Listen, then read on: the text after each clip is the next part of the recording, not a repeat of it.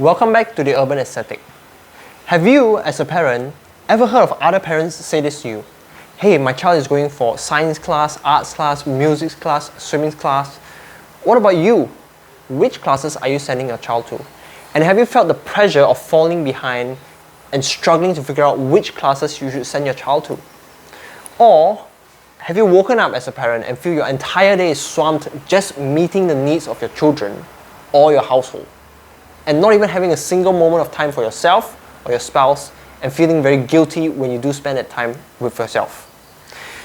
In today's video, I'll walk you through a parenting framework that I designed and use that to answer these two questions and more. Okay, let's dive right in. So this is a parenting framework that I designed 3 to 4 years ago, and I only ever got to share it with 2 sets of parents, so I'm hoping that it will benefit you. The first question that I ask is, what is the relationship between ourselves, individuals, and our parenting, right? And it seems to me that the most fundamental and foundational way in which we affect our children is through this process of imitation and repetition, right? So children copy what their parents do, they repeat it, that forms into a certain habit, and that habit in the long run shapes not only their behavior, but the desires of their hearts and the kind of persons they become. Right? So, simple example, Cristiano Ronaldo probably brings his children or his boys with him to watch his soccer games and maybe watch the way in which he scores goals, and that affects and that profoundly shapes their children's desires to want to become a soccer star in the future. Right? Not just in this kind of big things, but even in the small things, the way in which we treat other people, the kind of habits, our interests, like, so for example, I enjoy esports a lot, I also like to play soccer, the way in which I greet another person, as well as the many non-verbal and unconscious or subconscious cues and ways in which we live our life. Right, so for example, my Singlish, the way in which I talk, I don't articulate very clearly, and that has spilled over to the children as well. Right. Now, then there's sort of marriage in the middle, right? So now the question sort of pivots, right? If imitation and repetition are the fundamental way in which individuals affect the children, right? Then how do we as individuals affect our marriage, which then affects our parenting? Right, so let me run through a negative example before a positive one. Right, so if I go through a long day at work, I'm very angry and grumpy, I had a bad day, and my wife is not willing to hold that space for me to share, and I don't have the time to, or discipline or awareness to go and work through those emotions, chances are I'll probably be upset with my wife, I might shout at my children. Right, so that's a negative example of how the self affects the marriage and the parenting. Right. And then, in terms of the marriage, right, in the case of a divorce, typically the children are the ones who suffer greatly, right? So that's a very obvious negative example, right? But I also want to think through a positive example. And the tricky thing here is that the difference between a barely surviving marriage versus a thriving marriage, and the difference is in its implications on the children, is typically not as clear as, for example, a barely surviving marriage and a divorce in which the parents are separated, right? But that doesn't mean that we should not strive for the best marriage or the best versions of ourselves that we can work towards, okay? Now, coming on to the importance of each of these pieces, right? If the individual is sort of the foundational piece that then affects the marriage and the parenting, it follows that the most important thing we can do for our marriage and our children is actually not to spend, it's not primarily the time that we spend on our children, but the time that actually we spend on ourselves, who we are as persons, and who we are becoming as persons. Because this, in the long run, will affect what our children imitate, what they repeat, and their habits. Right? So a lot of parents, once they become parents, almost 100% of their time is spent on their children. Right? But I would say that actually no, after I've become a parent, and you know, I didn't work on myself much at the start, and I realized that my anger and my impatience spill over to the marriage and to the children, right? And so I realized that actually, it's funny, right? After I become a parent, I actually spent far more time on myself than I did before was a parent, right? So the reality is that the time that we spend, typically, there's very little or even no time spent on self or marriage, and the bulk of the time goes to the parenting, and that's normal and acceptable, right? But the gap between this importance and time spent, what it suggests is that first, we should really protect the time that we have for ourselves and our spouses, even if that time is very little, because that is foundational and of crucial importance, not just to our parenting, but to our marriage after our children are grown up and leave sort of the nest, and even ourselves and our identity as just individuals, even as we grow old, right? Some parents tie their identity so closely to their children that anything that happens to their children happens to them, right? And I've also seen cases where the parents are so invested in their children, but after the children grow up, they realize that there's really nothing left in the marriage, and therefore they separate, right? So this is sort of the baseline framework that I use. And in this next section, I will run through a set of vision or goals, as well as the practices that would then support that set of goals, right? So there's going to be two colors here. There's going to be the dark color, the kind of person you are, and then there's this blue color piece. Okay, so the dark color piece refers to general principles, and the blue color piece is me and my personal application of how I've thought through this and worked it out, right? So in order to be helpful, I will run through most of it is my specific application of how I've thought through this piece, but what I encourage you to do is to, whether you take this framework or use some other framework, doesn't really matter, the thought process is what counts, but to work this out on your own, for yourself, and then in conversation with your spouse, and to really articulate some of these pieces, especially the parenting piece, because typically most people are not clear or don't have a vision of which areas do they want to emphasize for their children or for yourself, right? And of course this will differ greatly whether you're a Christian, you're a Muslim, whether you're an atheist, and depending on your interests, right? So let's get right in. So for me, my personal vision for myself is to be formed into Christ-likeness, right? And that's quite a general Christian vision that most Christians will be able to say, right? Specifically here, the practice that I'm looking at, or the method, you might say, is to become an apprentice of Jesus, right? So the common word used is disciple, but I think that the word apprentice,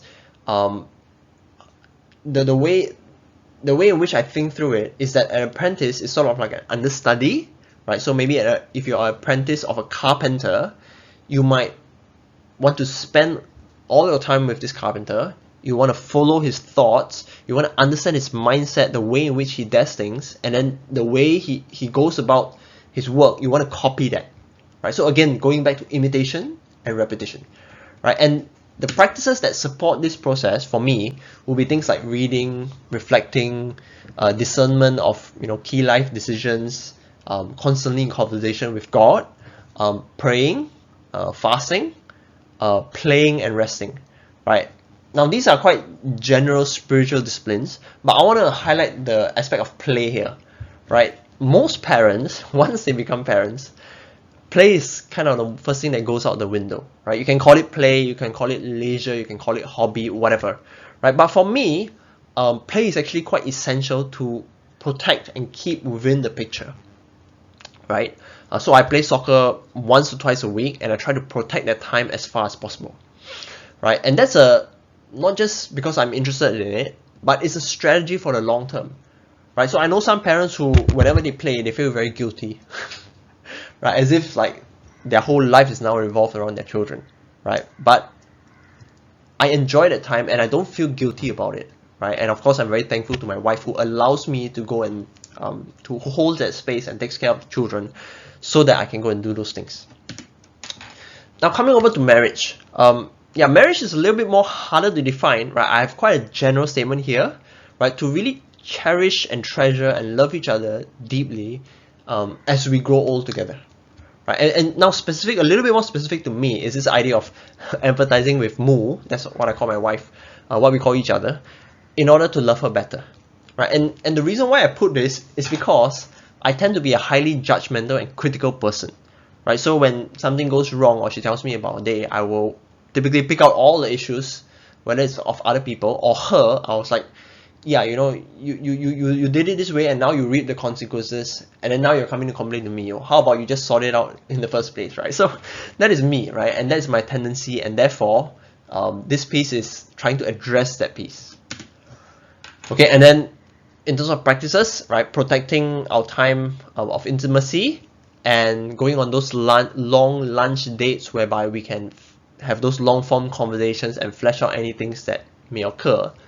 Right, and also specific to my sort of more judgmental moments, to be sensitive, aware of those moments, and then to sort of have that self-control and awareness to choose not to say anything, right, or to calm my emotions before I speak. And then now we go into parenting. Okay, so for parenting, my personal vision for my children is to nurture Brom and Ori, that's the name of my children, to love the truth, to love God, and love others. Now again, this is quite a general Christian statement, but for me, specific to my personality, I want to emphasize the aspects of curiosity and imagination, right? Because a few reasons. One is I love to read books when I was younger, and I continue to play games in the future when I was a teenager and older. And this curiosity and imagination has been something that I've deeply enjoyed throughout the years. And specific in Singaporean context, I think the Singaporean system is such that most Singaporean children grow up into adults and they lose this aspect far more than children in other countries, for example, US or Australia. Right? And that's something I don't want to happen to my children. Okay? Now we go on to the practices, and there's sort of like two large groups of people that affect our children in this area. The first is, of course, the parents, right? And then the second group is the other people, right? So for parenting, there's a whole bunch of things around mindsets and skills that we can work on, right? Now specific to me and my family, one of the things that I do is I'm teaching Brom to read. He's 5, and I want to play soccer together as a family as we grow old.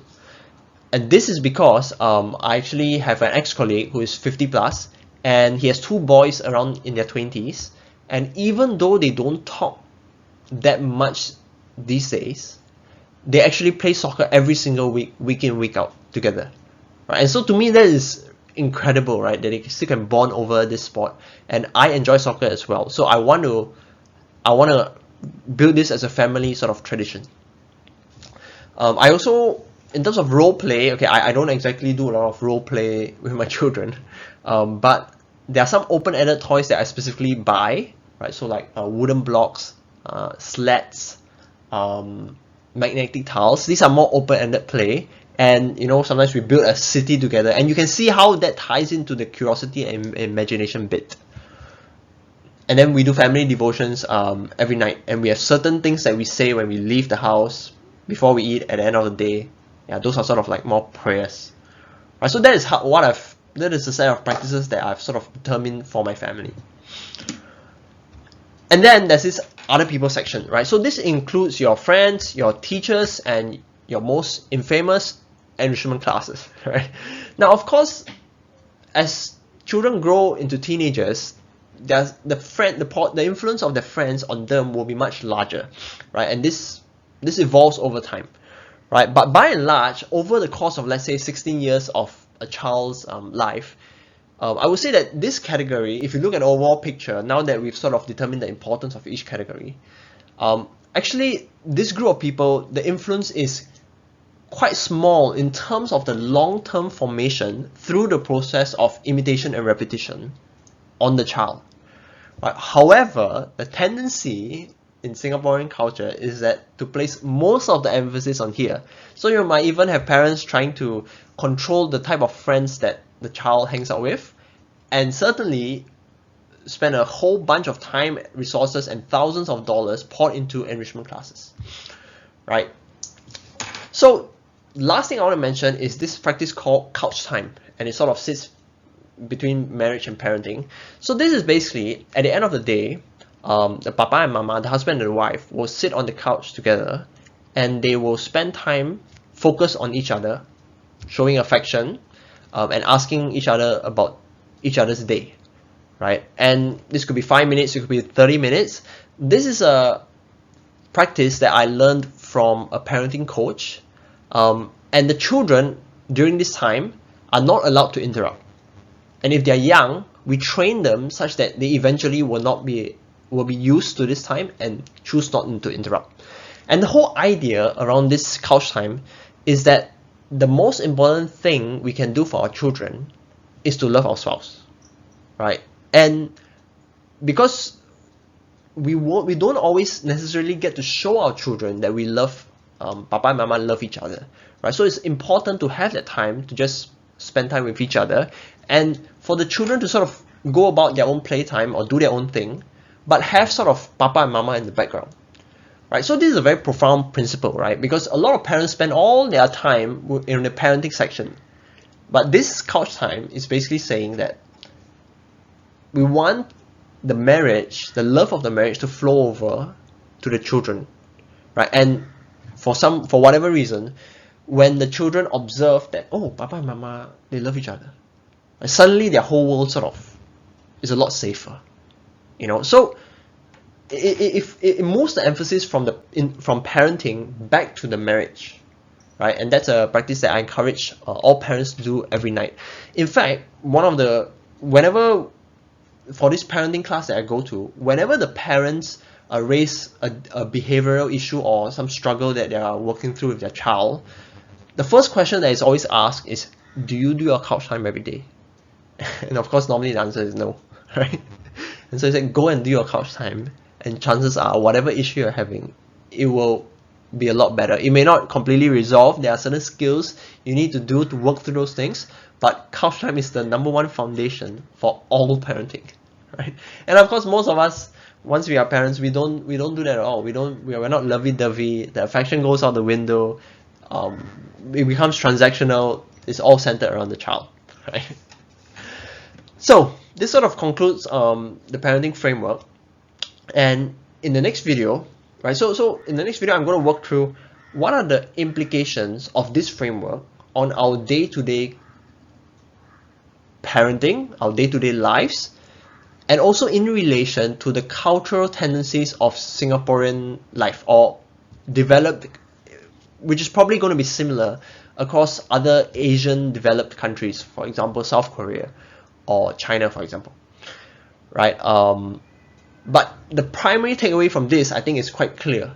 It is that rather than sort of reacting and spending all our time on our parenting, right, the primary focus should really be on ourselves, right? And in another video, because this is such an important topic, I have not just another video around this idea of character or spiritual formation for individuals, but I have actually an entire playlist planned whereby I go through these pieces, and I will also walk through what kind of practices in detail that I adopt for myself, why I adopt it in relation to culture, and hopefully that's going to help you to decide and understand the thought process, and then decide the practices for yourself.